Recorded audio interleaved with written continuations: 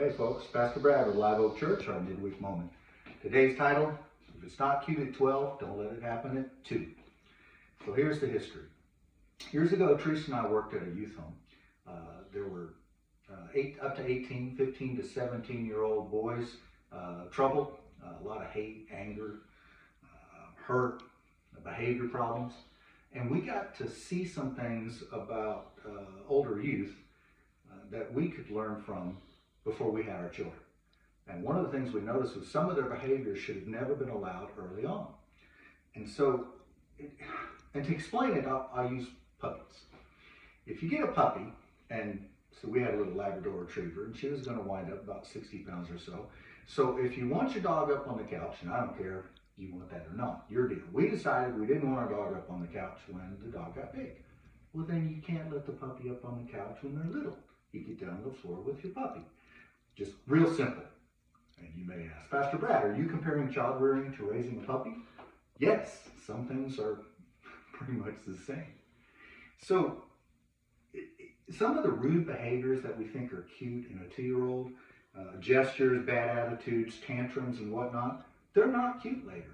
And we got way too many adults right now throwing tantrums that should have never been allowed to keep that behavior when they were little. You got to start with the end in mind. I'm working on some storage cabinets here, and so I drew out some sketches and some measurements on how I wanted to do them, and then you get started. And I have an idea of where I'm headed. I alter and modify a little bit depending on what wood I get, or if I make a mistake or something. But I got a general idea of where I want to end up, and then I'm going to build a project to that.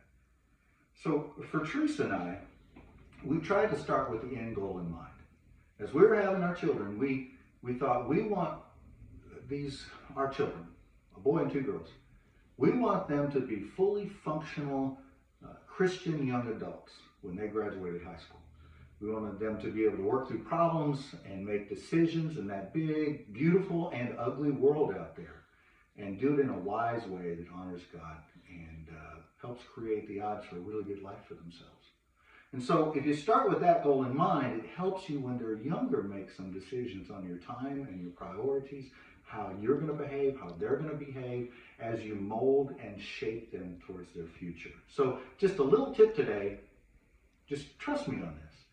It's not going to be pretty a decade later, some of the behaviors that we allow or think are cute when the guys are little. Doesn't mean we don't have fun and do some cute things.